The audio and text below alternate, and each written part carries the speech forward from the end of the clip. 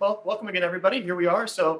We are a speaker tonight. As you can see from the PowerPoint that's on the screen, we're going to talk about the Norfolk Southern train derailment in East Palestine in Ohio. If you haven't heard about this major environmental issue, well, you probably haven't been paying attention. Obviously, it's a very big, major concern for people in that area, both for environmental reasons and other social economic reasons. And we have Bob Bowcock here. He's going to talk a little bit about his involvement with some of the information and cleanup from this project.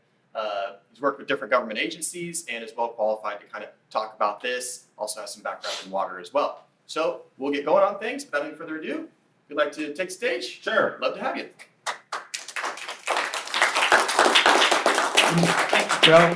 A little bit about my background for those of you that aren't aware of what I do.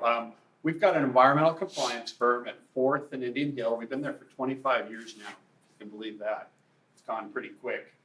We do environmental compliance for a lot of companies that have a national footprint. So we do like Vulcan Materials Company. They're actually headquartered in Birmingham, Alabama. They operate in 48 states. We operate in 48 states. We do Nestle Foods, Conagra Foods. We've got over 450 food processing plants in the United States. I'm currently working on a large data center campus in Loudoun County, Virginia, Fairfax County. So we have a national footprint.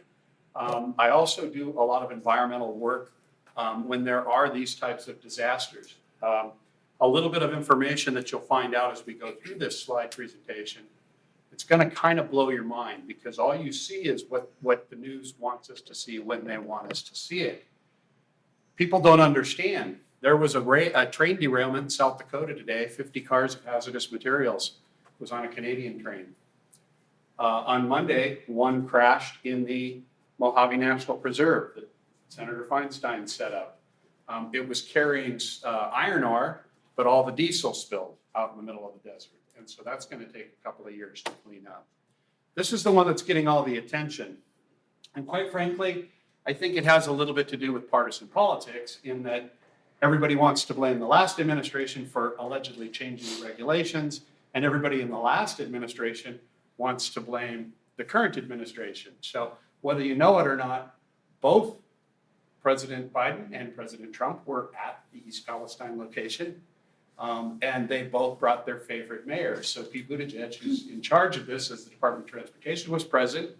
15 minutes later, Rudy Giuliani showed up. So you can kind of imagine it's getting a lot of political attention.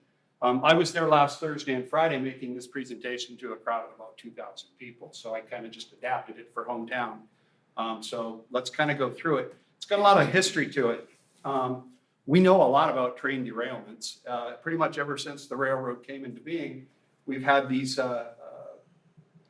hazards associated with rail transportation around the world. I want to put a worldwide implication on it, but I want to show you the deaths train derailment have caused throughout history. Next slide, please.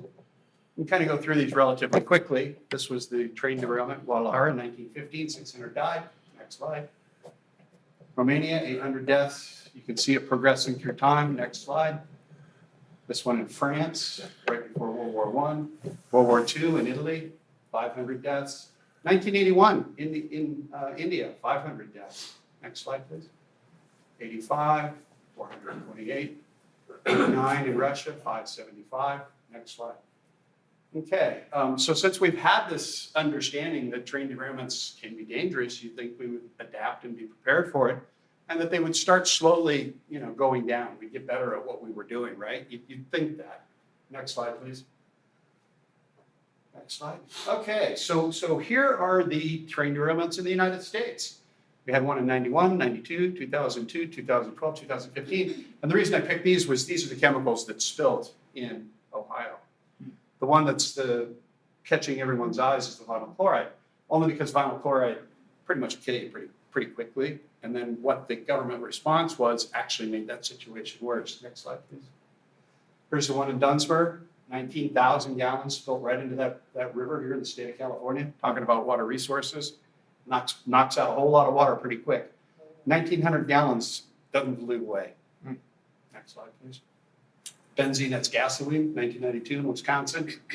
Next slide, please. Here's one in North Dakota. I was just saying this week we had one in South Dakota. Anhydrous ammonia, it pretty much killed everything it touched.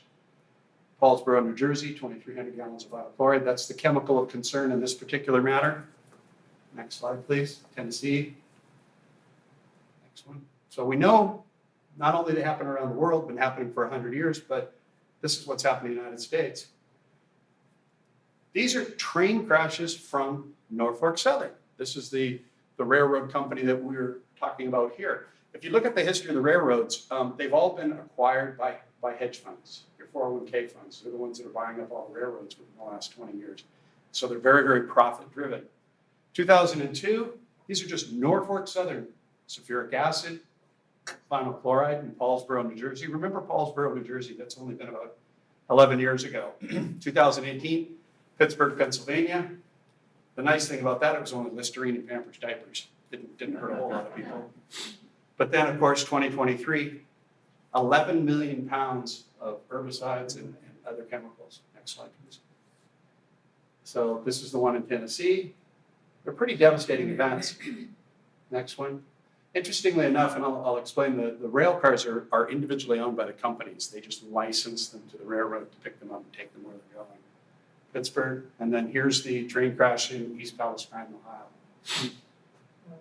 Pretty devastating. Next slide, please. Okay, so what we did was we wanted to see, has Norfolk Southern, killed anyone, like we saw all the deaths that were associated with all these other cases. So we went through over 62 cases of just Norfolk Southern railroad crashes. Next slide, please. We looked at all the different cases, what was tried, what was happening. Next slide, please. Here's the one that's interesting. I told you to pay attention to the Paulsboro, New Jersey. This one just occurred in 2014. Next slide, please. This is the case that we found it in. Viola Scott. The reason it was her estate was because that rail train derailment killed her. Next slide, please. Oop. Here's where it happened. It was exposure to, of course, vinyl chloride. Next slide, please. She was out working in her yard, and the train crashed, the chemical leaked. She made about 72 hours. Next slide, please. This is her obituary. And that is Miss Hardy. Next slide.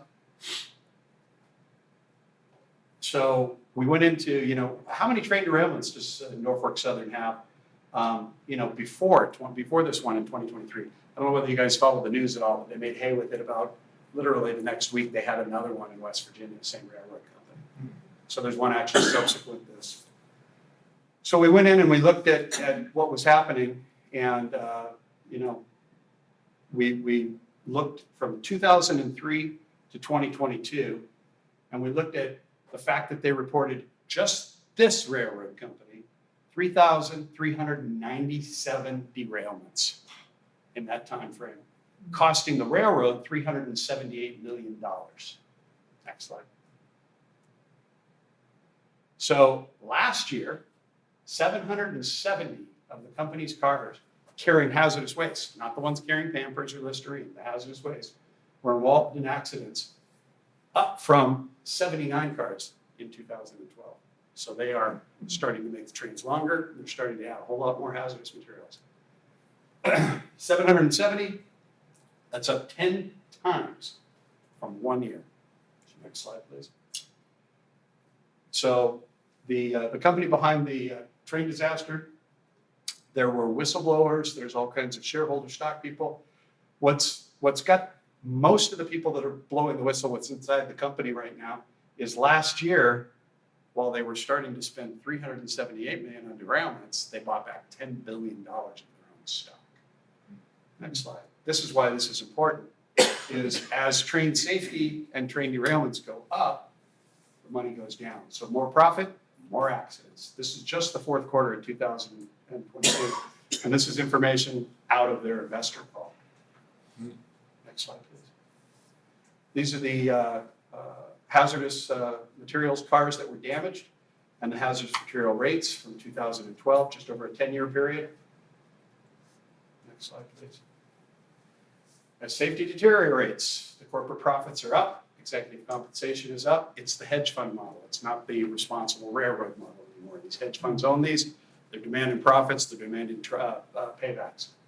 Next slide, please. Here's their net income statement. 2020, $2 billion. 2022, $3 billion. You can see how, you can see the trend here. That's a 62% increase in revenue to the bottom line. Next slide. They did the $10 billion in stock repurchase. So when you buy your stock back, the stock price goes up. So this is the what happened on February 3rd. This is the company that makes the brakes. Okay, that car was on fire before it ever hit this town. It was burning on its way into town. Next slide, please. Surveillance video in 20 miles north of the town observed the train getting ready to derail. Next slide, please. You can actually see it coming down the tracks, and you can see right here, you can see the train actually starting to catch fire there 20 miles away. Next, please. Coming on down the tracks, you can see the fire burning. The initial fire was a result of a hot axle and the plastic pellets in the rail car. So it was transporting the little plastic beads that they blow model our plastics out of. And those plastic beads got hot from inside the rail. They caught on fire, and that started the derailment. Next slide, please. So you can see again, there's the car coming in, and it's right here underneath the car. You see the white there. That's where the fire started. Next slide, please. Let's just kind of blow it up. There it is. This is just the NTSB photo. Next slide, please. I do this a whole lot longer version, so I don't want to bore you with the details of that. The initial fire result of the hot axle, the plastic piece of the rail car. Next. Okay, there were 2 defective detectors that were in place. Now, here's what'll blow your mind. So what happens is they actually have little surveillance things on the railroad tracks. Okay, there were live conductors on these trains. As the train was going on fire through these towns, they saw it. They were like, what's going on? They were actually going below the speed limit, and these bearing sensors measure the 253 degrees Fahrenheit above the ambient temperature. So they get this detector. It gets sent to a control room in Atlanta. And the control room in Atlanta goes, but they're not exceeding the speed limit. So even if they're on fire, keep on rolling. So even though they had live conductors on this train, they could not stop this train because the Atlanta Control Center said, hey, they're not speeding, just keep on going. Next slide. Before the train carrying several cars of hazardous chemicals derailed, the crew received a warning telling them to immediately slow and stop the train. But it was that National Transportation Safety Board and the people basically said, keep going. Next slide, please. NTSB will study the wheel set, the bearings, and also the various causes of the roller bearings to overheat, including fatigue, cracking, damage, and mechanical damage as well, water damage and mechanical damage. This is what we're talking about. These are the kinds of things that are supposed to be checked, maintained, and repaired. Maintenance budget, safety budget down, profits and stock buyback up, 62%. That's what the result is. Next slide, please. 38 cars derailed. The fire damaged an additional 12 cars, 5 tanker cars carrying 115,000 gallons of vinyl chloride. That was just in the 5 cars of the 12. There were 7 other cars that had other chemicals in them. And those cars were all breached. Go ahead. That's what it looked like when she came screaming into East Palestine. Next slide, please. That's the initial explosion. That's not the burn. So what happened was, this is where it gets weird. Happened at 9 o'clock on a Friday night, February 3rd. Train comes in, derails. Fire department secures the area. They call in the National Guard. They watch it burn for about 48 hours. And what happened was they had put an additive in the vinyl chloride. Vinyl chloride is what's used to make PVC pipe, white PVC pipe to put in sprinkler systems. That's the main ingredient. So they put in a stabilizer. That stabilizer started to gum up in the heat of the derailment. And when it gummed up, all gas rail cars have pressure relief valves. So when they get hot, the pressure relief valve opens, lets the chemical go into the air, which in this instance, if it would gone at that concentrated release, the rail cars wouldn't have exploded. They put technically the illegal substance in it to stabilize it, and all the pressure relief valves gummed up. They got snot in them and they wouldn't release any of the gas. So these rail cars were, 5 mini bombs sitting out there in this neighborhood. And so on Sunday afternoon, they evacuated 2 miles around the rail cars, knocked the tops off the cars, dug a hole, filled them with vinyl chloride, and threw in a road flare. Caught it all on fire. Actually, you'll see what happens with the community. Next slide, please. There you go.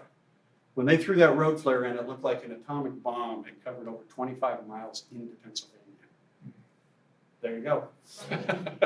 That's what happens. Yes. Was it derailed right in the town? Right in town. Yeah, right in town. It would be no different than if it happened behind the packing house. It was right in the middle of town. Wow. Next slide, please. There we go. This is the fire chief. That's your mayor. There's the 2 governors, Pennsylvania and Ohio. EPA administrator. I have an excellent working relationship with Michael Regan. Comes out of North Carolina. We've been working together on the perfluorinated, the Teflon, and the Scotchgard that's in drinking water now. I was working with him this afternoon. Good response, but like I said, during this process, it turned so political that every step they've taken has actually been the wrong step. Next slide, please. This is the ongoing investigation. It's continuous. Next slide, please. This is, for those of you that have seen it, Jessica is one of the ladies that I've been working with in town. Jim Stewart, he's the CEO, Chief Executive Officer. They went on, I think they went on CNN, and then they went and did Fox. So they did both of these programs. Next slide, please. You burned me. That's the headline heard around the world. Both CNN and Fox are using the exact same people with the exact same headlines, and it has caused political chaos in Washington, D.C. Preliminary report. Next slide, please. It's going to be quite lengthy, but bottom line, it just basically says virtually everyone on the train, this is what happened here. Next slide. Norfolk Southern allowed the monitoring team to instruct the crews to ignore the alerts from the train track sensors designed to flag potential mechanical problems. Policy applies specifically to the Wayside Detector Help Desk down in Atlanta. They went over 30 miles on fire. Through other towns. I've walked those tracks the whole 20 miles, and it went through, it just hit this town, literally 100 yards from the Pennsylvania border. Next slide, please. There we go. GATX, if you ever watch trains, even when they go through here, you'll see a lot of GATX. Those are the chemical companies that they actually own the rail car. The car was certified for 50 years of life. It was built in 1997, so it wasn't anywhere near. It's a maintenance issue. EPA orders testing for highly toxic dioxins in the Ohio derailment. When this happened, because of my relationship with the administration at EPA, I had pretty much a direct line into the White House, and so we're the ones that negotiated the dioxin testing. It hasn't started yet. They're negotiating protocol for the sampling. After weeks of questions about the contamination in East Palestine, the Environment Protection Agency on Thursday, I got the text when Michael did it, but Thursday ordered the rail company Norfolk Southern to test the area for dioxins.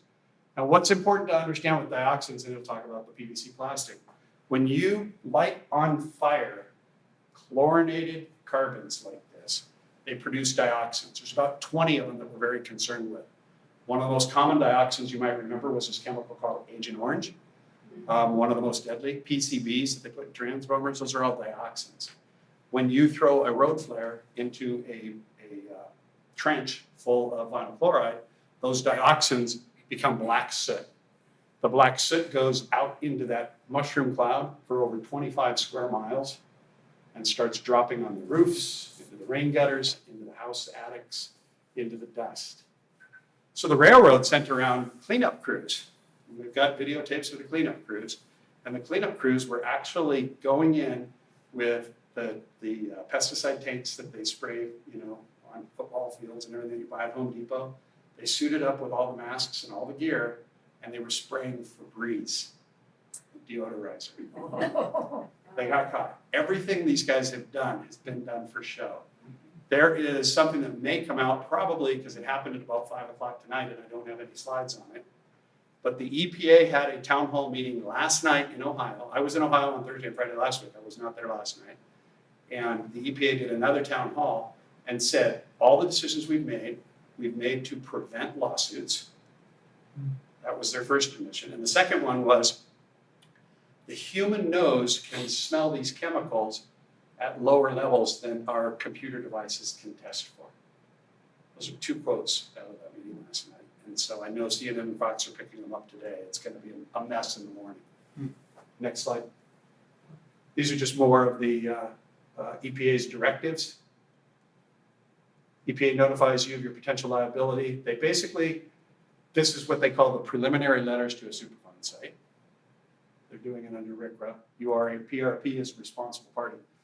Now here's something that's very frustrating, especially with the knowledge that I have about it, is every time you saw the administration out there on TV, there's nothing to be worried about, nothing to smell, everybody go back, the evacuation orders are over. I went into town, you could smell it. You had a metal taste in your mouth, you could smell it in your eyes, your ears, it was just horrible.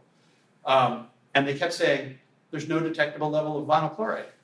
Well, this particular test here was taken on the 8th, which is 5 days after. We've got vinyl chloride right here at 2,400 parts.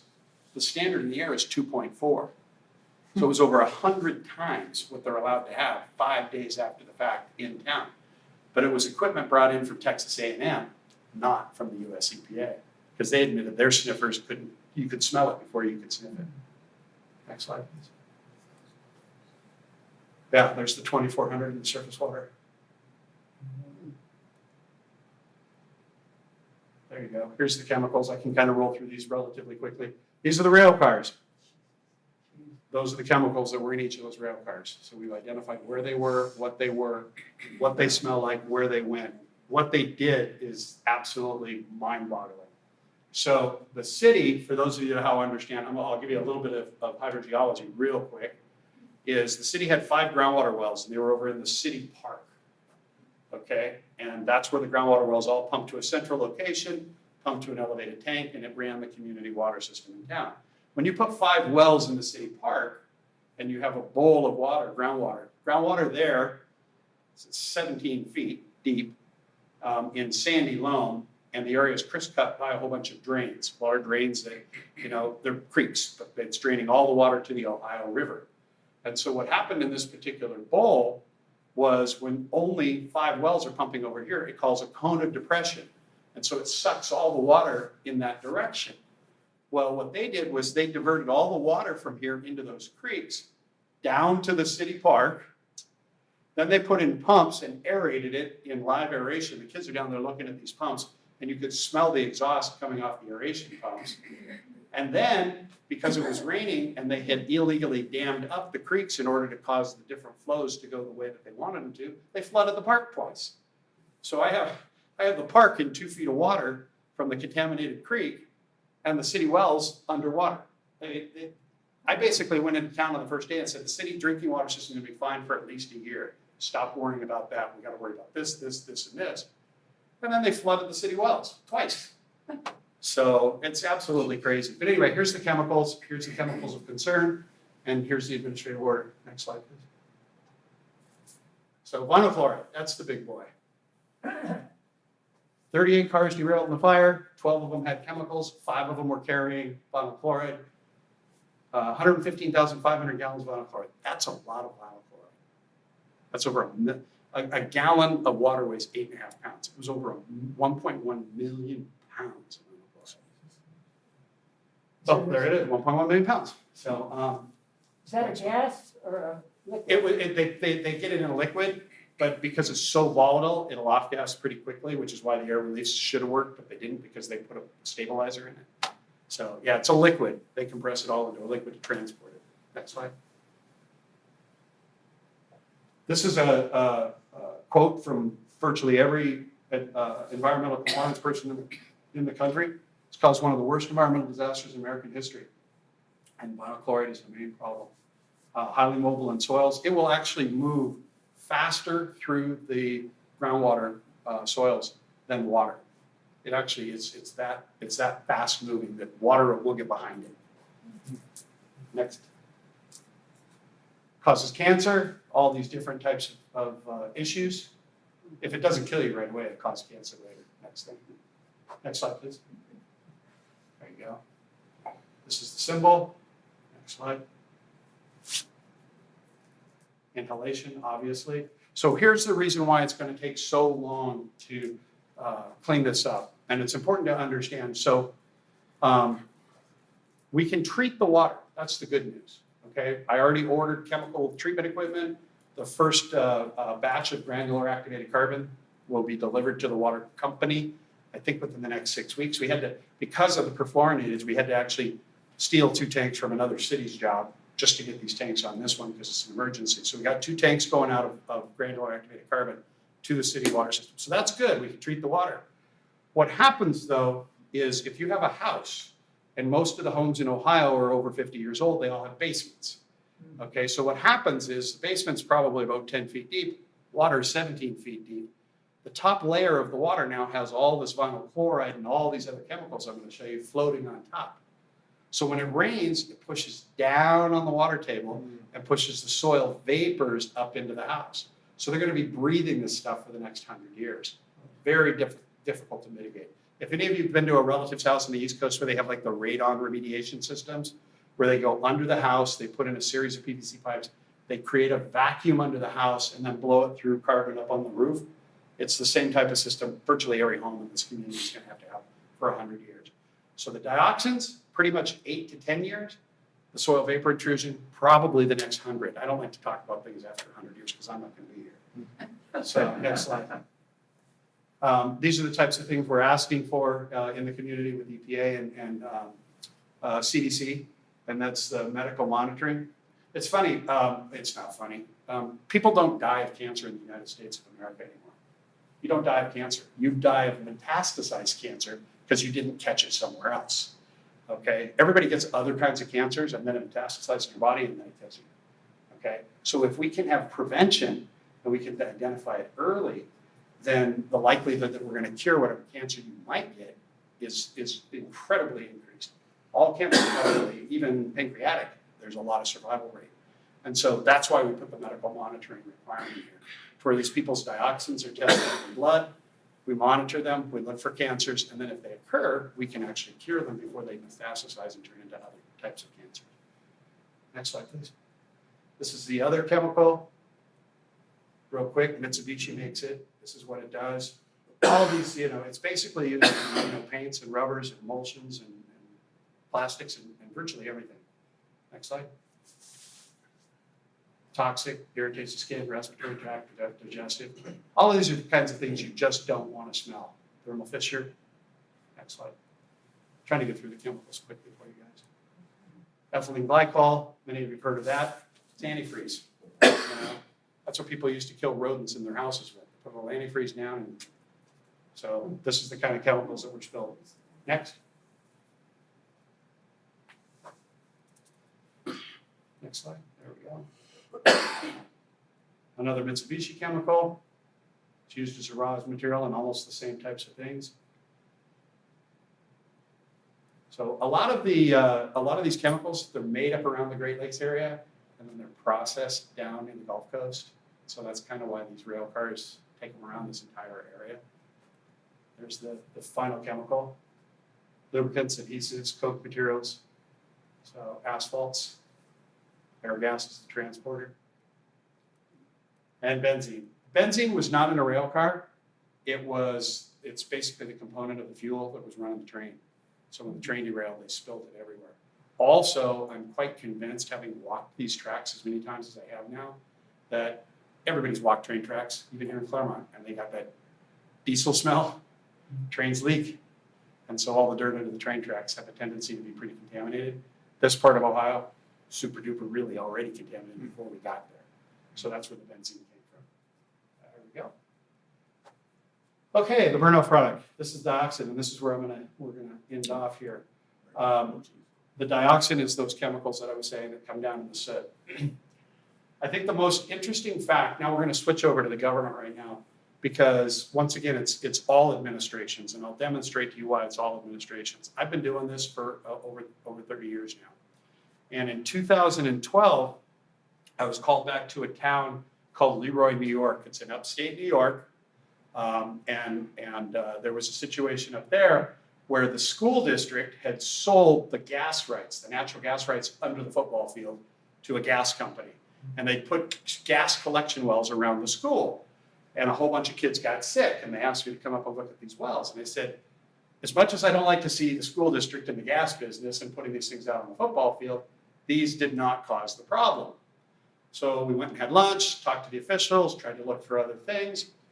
I happened to go out looking at another site, walking down a railroad track, and I saw 250 55-gallon drums sitting in the bushes. I said, what's that? And it was next to an old rock quarry. Where do all the high school kids party at night? At the rock quarry, okay? And so they'd been hanging out here. And these drums had all rusted out, and the dirt in those drums had gone back into the soil, and the rock quarry and where they were swimming and stuff was full of TCE, which is solvents used in the old dry cleaning industry, highly toxic. And so it was in that particular setting. So got on the phone, called Senator Schumer in New York. I said, dude, you got a real problem out here. I said, this was a train crash. I don't know the particulars, but you better get the EPA out here and get these 250-gallon drums picked up. So it turned into a big mess, made the CNN and all that kind of stuff. But the story here is that train derailment happened in 1970. Lehigh Railroad, Leroy, New York. In 1990, now mind you, I'm there in 2012. In 1990, they declared it a Superfund site, and that's when they filled the barrels with the soil. Okay, I don't know if you've watched on the news and seen where they're trying to take all this soil to Texas, Indiana, Maryland's refused it. They've got trucks full of the contaminated dirt from the Ohio spill. No state will take it. So it's sitting on all these trucks right now. They don't want it. Okay, this stuff they put in 55-gallon drums and then put in the bushes and forgot. Okay, so in 1990 they declared it a Superfund site. They dug up all the soil, put it in the bushes. We come in 2012, find out the paperwork's still going, it's still a Superfund site, the government's still prosecuting the case to clean that up against the Lehigh Railroad. So I said, okay, let's get this figured out, let's clean this up, everything gets done, we go on the merry way. What I have had to stand in front of the people of East Palestine and Pennsylvania, and that's what I've been doing this presentation, this was like my 15th time, usually crowds of about 2,000 people, and I will tell you, it's terrible when you stand up there and you have to tell these people, take the politics out of this. Let me tell you your timeline.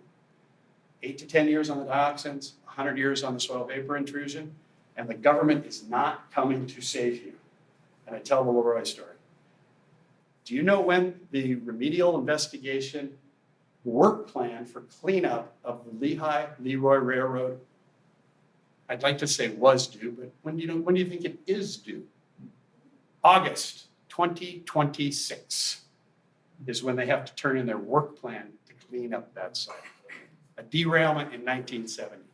So I don't play partisan politics. I'm here to tell you that 9 administrations have screwed Leroy, New York, and there is very little hope once the news crews roll out of East Palestine for this community. So thank you very much. If you guys have any questions, I'll take those off. Go I ahead. got a question. Go ahead. On the environmental side, was any of the environment destroyed, like because of coming out of water? What about the wells, public system? Did it get affected, and did any of the lakes in the area or the river lose any of their habitat? You know, About 7,500 dead fish, a ton of dead cats and dogs, about 6 deer. I mean, that's the body count now. And the only reason I know that is because the state fish and wildlife came in and we bagged and froze the bodies, and they're doing necropsies, yeah. Necropsies. So, and then the water, 7,500 dead fish is nothing to, and that's just what we were able to count. But it's all the way down the Ohio River. I don't know whether you heard or not, but I mean, since we're talking disasters, the barges that take the ethanol from corn country down to be processed into the gasoline in the Gulf Coast crashed on the Ohio River, I think right about Missouri somewhere, wiped out another 65,000 fish in the Ohio River. I mean, and that's corn alcohol. I mean, but it'll still in that concentration kill. So yes, the environment's damaged. I fixed the city water system. Between the train spill and the city park where the city wells are, there's about 50 back again. Before the city water system came in, everybody had wells. They converted those wells to irrigation wells, so they're not drinking them, they're on city water. But all those wells all the way over there are contaminated now. So they basically lost all that. So what are they doing for water? Well, the city water system's fine.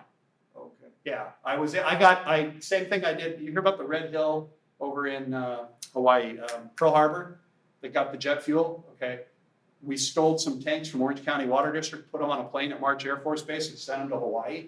And they got their drinking water back. I did the same thing for these guys. I actually stole some, because of the perfluorinated tanks right now for cleaning up groundwater systems in this country are about 28 months out if you order them today, because we can't make them fast enough. Think about that. We can't make, water treatment vessels for 28 months in this country right now because we don't have the workers and we don't have the equipment and we don't have the metal. And so Orange County Water District, they got hit with PFAS down in Orange County. They went out and spent $4 billion on vessels. They've got 400 of them sitting in Orange County, not even online yet because they can't get them installed fast enough. But they pre-bought them all because they ordered them 2 years in advance. So that's who we're stealing them from to send to these other places. Yes, ma'am. For the residents who are directly affected, how are they doing now? What's their livelihood like? What does the school do, the kids, and what's it like there? It's like immediately within the site of the derailment. It's very uncomfortable. It's very, very uncomfortable. A lot of, probably about a third have moved out. Literally just moved out, gone to families, other parts of the country, moved and they're gone. The school locked all the drinking fountains, keep the kids inside, no outside, at all yet. And it's bad. I mean, it smells like it's a sweet chemical smell that I get to go into and out of. And when I go, I stay in a hotel up above Youngstown, 40 miles away. I won't stay in the town or down in Pittsburgh, which is 40. It's between Pittsburgh and Youngstown on the Ohio-Pennsylvania border. So I stay away. So it's very, very depressing. Yes, John? Why didn't the government or the train company be required to purchase all those homes from those people since they were not good anymore? It's a crazy thing. It's all up for negotiation. Quite frankly, they could buy the whole town for a tenth of one payback. They don't want to.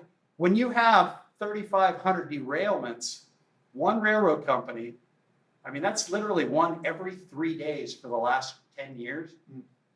You don't want to buy one town out because you're buying a lot of towns out. Do they have the same reason for derailing, or is it all different reasons? Different reasons. Sometimes it's track, sometimes it's a car, sometimes it's but it's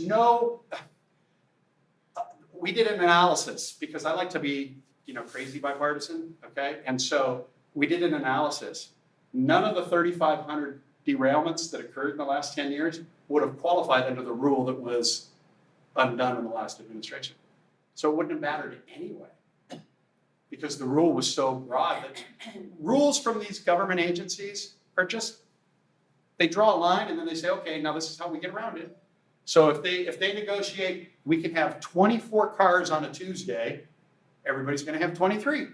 So they negotiate their way into the rule. So it's very, very crazy. We do it as government agencies. The Safe Drinking Water Act, okay, when they establish a new regulation, Congress has basically said, it's written into the rule for the Safe Drinking Water Act, you're only allowed to look at possibly adding 15 chemicals every 5 years. You can't look at 16, you can only look at 15. And so it's this big game. And then once they actually make it to the level of being a regulation, Then we go through a 3-year process called RegNet, regulatory negotiation, and you negotiate the rule away. So it's like, if, once again, 9 administrations, 50-50 Republican Democrats screwed these people for the last 25, 30, 40 years. Could you speak to the litigation that's going to follow and has followed with these kinds of disasters? How much suing, how long does it last, what do the courts decide? I'm not a lawyer, but I will tell you I have it's an evolving practice. And what I mean by that is it's never the same, it like regulation, and the times change. And I'll tell you what's changed it most recently. How many have heard about the wildfire litigation in the state of California? If you haven't heard about it, you should be very aware of it because you're all paying for it on your electric bills. There's actually a $10 surcharge on your electric bill to pay off the firefighting litigation in Central Valley of California. But it was literally, quite frankly, it was the politicians' brothers and sisters on the boards of the electric company that cut the deal with the government to pay off the lawyers who send all the money for campaign contributions to those guys. That's how it happens. So what you look at, if you look at that situation, and why I say it's an evolution, is because those new fire lawsuits and the way they settled, and as quickly as they settled, have changed the paradigm on litigation for environmental disasters nationwide. So it's going to be interesting. I would buy the town now. Yes. Okay, 3 real quick ones. Sure. Okay. First of all, you mentioned this could happen behind the packing house. I don't know that we're commercial anymore. Does anybody know? Well, I've heard them come through. That was my first question is, Yeah, they can. but let's say, say it doesn't happen in Claremont, it happens in Pomona, or it happens whatever, close enough that the mushroom cloud could be seen, right? Could you kind of give an idea of what that would do to the area here? Because it doesn't sound like this town's ever gonna recover. Full. I don't know what it would, let me put it this way. It's 6 weeks in on this one, and there's, most of the businesses and all that are shut down. So they've all lost, people aren't going to get their hair done, or people aren't getting their nails done, or going to the 7-Eleven. There's one restaurant in town that's making a hell of a business because they're packing lunches for all the cleanup crews. That's the only business that's thriving, okay? The schools have changed. It changes the community forever. Right. So that's my point. Second is, it doesn't seem like the EPA and NTSB are really looking that carefully at what's happening, right? So. Correct. And my question is, the short answer would be, what would we have to do to change that? And my third question is finally, could you come on my podcast? Always a salesman. No, but seriously, and answer the 400 other questions I have. Sure. That's what I want to hear. You heard it here first. He's gonna do it. Now back to your other the second question now. Well, the second question was, it seems like the NTSB Oh, the and guy, the yeah. EPA aren't doing their job, and I'd even throw in that, does active track control not work in this area? We have it goes to a call center in Atlanta, and they No, say, but it'll actually stop. I mean, after the cartoon disaster in Northridge, I understand that the track control got busy. They Sure. said we need this. sure. It doesn't sound like the Norfolk Southern folks have heard of it. No, I don't know about automatic. What happened here? What happened here? Satellites, the whole spiel. They caught it 3 times, 20 miles out. And the signal went to Atlanta, and the guy goes, "What do you want me to do?" And they said, "You're not going over 30 miles an hour. Keep going." Because I heard that the brakes on that were Civil War designed brakes. No, that car was built in 1987. No, but the design, Oh, I don't know about the design. it's like, okay. And so it seems like NTSB would want to look at that. I mean, the whole thing. Right. It sounds like they're not, Biden and every other ho-ho is out there looking at this, but the people that should have been looking weren't. Agreed. Okay. and that's- Agreed. And that's what I so want to cover when you come on my podcast. I'm flabbergasted, okay? There's two kinds of people in government. There's the elected and the appointed, okay? And then actually three. And then the guys that actually know what the hell they're doing, okay? And so you have to get from the elected to the appointed to the guy that knows what he's doing. And the guy that spilled his beans last night at 5 o'clock that I haven't had a chance to analyze, he's the one that said our testing equipment couldn't see it, even though you can smell it, and and he admitted it. And all the decisions were made to avoid litigation. He's a technical guy. I want to have a conversation with him. They never heard of dogs? Yeah, it's pretty amazing. So that's where I'm going. I don't want Yeah. to take everybody's time, but that's the kind of stuff I'd like to ask. Sure. Anybody else? Corey? So I think Sue may have the same question, but she deferred to me to ask it, so. He Tying your knows what it presentation back to Claremont and along the lines of what Russ was alluding to. Aside from the train derailment, supposedly we have groundwater contamination in the vicinity of Indian Hill south of the railroad tracks. Been there for years. And there's, there's suspicion that perhaps, maybe it has to do with the railroad tracks, but then also there's, suspicion of the old Vortox/Garner property there.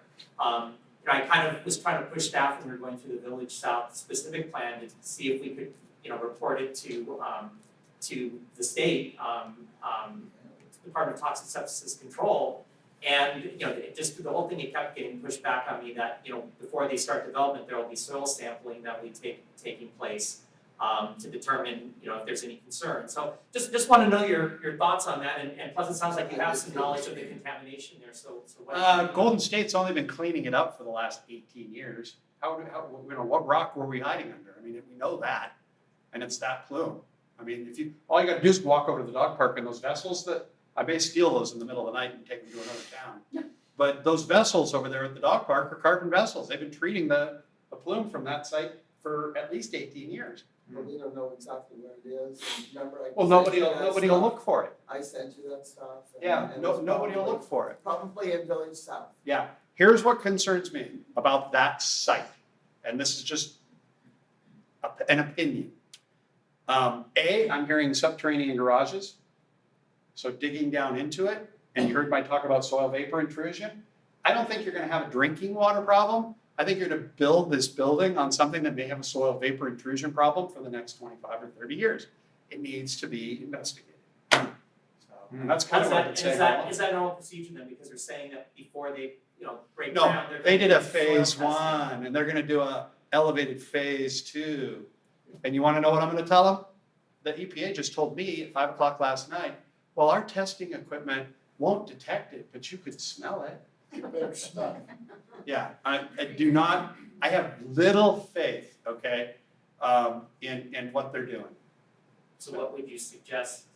You can, as a local, I don't wanna, I'm avoiding politics, damn it. I would suggest that you make it a condition of development that they do a full-blown soil vapor test and identification of the plume. Yeah, identify the plume and do a soil vapor intrusion. Because see, what can happen, it was TC and PC, right? That's predominantly what was there. There's a little bit of I believe benzene. that's what they found, And that's common practice back in the days when that place was at full bore running. That's what they would have used. And so what I'm saying is, there's a plume under there of contaminated soil. I don't know whether it's, obviously it's on the groundwater because it's in the wells all the way across the street. Okay, what does that, it's gonna look like some amoeba looking thing. Okay, and it changes. Everybody remembers when the basements in the village got water in them? I own a basement in the village. I got water in it, okay? Believe it or not, that happens here. There are a lot of tests that have gone on here that are probably already readily available. Scientifically in this area, What's the name of the test though? there's a whole bunch. I can hook you up. The Six Basins Water Master dude, Andy's got some stuff. The reason I freak out is because a lot of what they're doing now is, and they've made it law in California just within the last 6 months, subsidence. Have you heard that one? Because of the drought, this area is actually sinking because they've produced the groundwater at such a high level that they're actually trying to change where you pump groundwater to prevent and protect from subsidence. And I argue that the whole area around Indian Hill and that whole area there was a gigantic swamp of peat moss, and it is less likely to collapse with what they call subsidence. Have you ever seen the telephone pole in the Central Valley where the guy says, he points up and he says, that's where the earth used to be before they started pumping wells in the Central Valley? Okay, I think the peat in Claremont expands and contracts. So in a year like this, I think we're gonna actually float up a little. And then when it dries out, I think we go down and then we float up. Do you know where we're paying, this area is paying for a satellite to watch that? So we can actually, those reports are out there and the water quality reports are out there. And Golden State has those water quality data and the Water Master has that water quality data. But I am less concerned about the water quality data because Golden State's doing a fine job cleaning it up. I'm worried about you building a garage over top of a soil vapor plume. So they're cleaning it up, but why wouldn't the Department of Toxic Substances Control be notified so that they could then Stop in explore my where office the and I'll source? I'll show you a whole file drawer of whistleblower letters from DTSC saying those guys couldn't find their ass with both hands in the dark. I've called them too, Corey. They're I've terrible. talked to them. They are terrible. Well, it's selective, I guess, because when I worked for the legislature, we dealt with the cleanup site at Cheat It is Hills very and also selective. in Norco. But it's kind of a selective thing, they do a few things just to show they're doing the job, but they're not complete in checking every situation, I guess. Yes, sir. Yeah, well, with regard to the vapor plume south of the railroad tracks, just building south, or in that general area, have they isolated the specific toxin? And if they have, how hazardous is it on the list of toxins that are out there? Okay, it's mostly TCE and PCE. After about 20 years, TCE turns into vinyl chloride. One of the worst. Yeah, Okay. yeah, yes. So if they do that development there in Village South, and you have what you're concerned about, results, how big of a circle does that impact in a big way? Well, I know it goes from at least underneath the north side there, south of the tracks, kind of from who put the dorms in there, Keck? Yes. Yes. Yeah, so kind of from Keck, it might even be under Keck, but sort of from Keck to just past the dog park. That way, that long. And I don't know how far south it goes. I think it goes probably up under the tracks, kind of. And then I said, it's gonna look like, an amoeba. But as the vapors release or whatever the concern is, how big is that circle? Oh, very, very limited, but what it does is it gets trapped. It gets trapped. So like, let's say, I'm gonna give you a hypothetical. Let's say you've got an apartment on a third floor in the new structure, okay? Or a living quarter, or an office, and it's on the third floor. What soil vapors do is they come in and they follow pipes. They go up the cracks of the pipes. And so you'll open up the bathroom sink, the cabinet, and the pipe comes in. That's where the soil vapors follow. They go right up that, so they'll get trapped in there. And so if you live in that particular setting, you're the one that gets the constant exposure. It could go right past the first and second floor to the third floor bathroom. You can't trace gases like that. So if I'm at Eureka Burger, my hamburger is not gonna radiate. Oh, no. And I'll tell you what my concern is everything causes cancer, everything causes endocrine disruption, everything causes these types of things. But what we're starting to find out about these types of, chlorinated hydrocarbons, which is most of what these are. I spent the whole day dealing with the fluorinated hydrocarbons, which never go away. But these VOCs, they basically, the good news about vinyl chloride, lasts about 20 minutes of the air and the sun zaps it. And then it's just gone.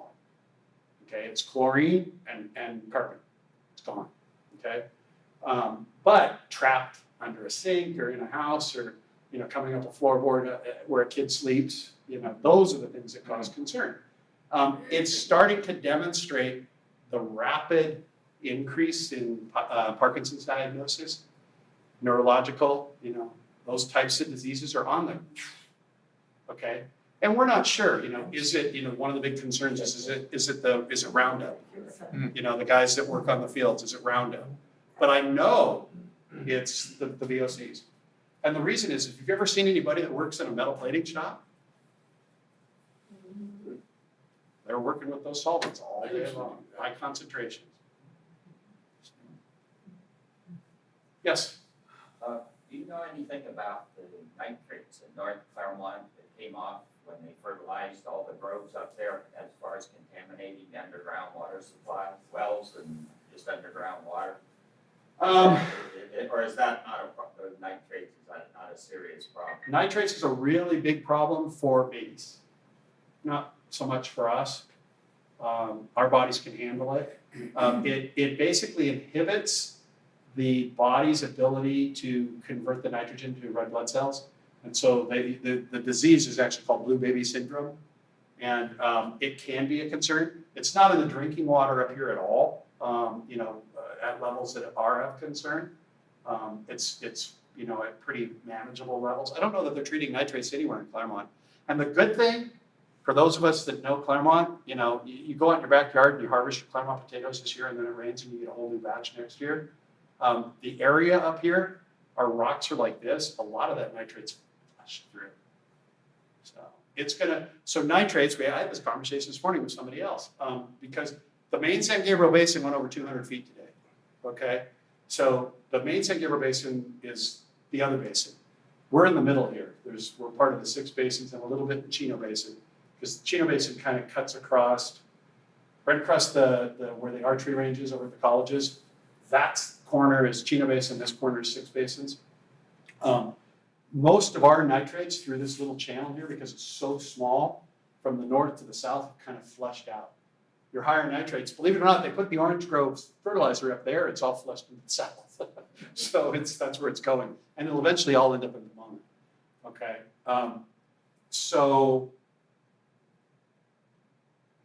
It's one of those kinds of things I don't think it's not going to be a real big issue for us here. Anything else? It's 8:30, Let you go. cut him off. I don't know. I was very timely on going through those slides. You said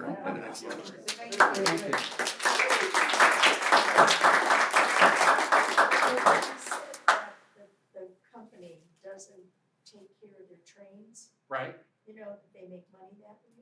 Well, when they have something like this happen, don't they lose money? How do they make money when these accidents have to cost them a fortune? So it doesn't.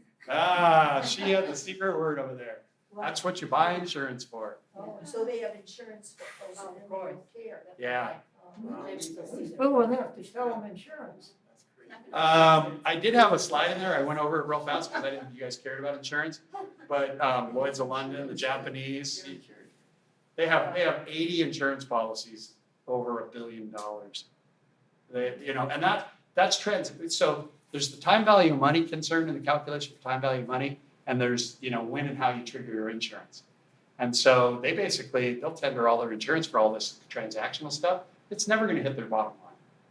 And so why? But don't make your quarterlies and don't buy back 10 billion. And guess what? You won't be the CEO next year because you're not answering to a train company anymore. You're answering to BlackRock or a hedge fund somewhere in this country. Yes, sir. I'm sorry. For Corey, because he missed it, can you get to the slide with mushroom cloud? He can. You're not gonna believe this.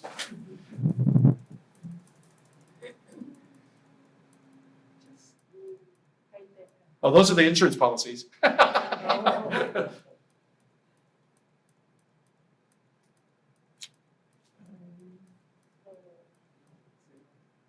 here's the fire, so it's coming up.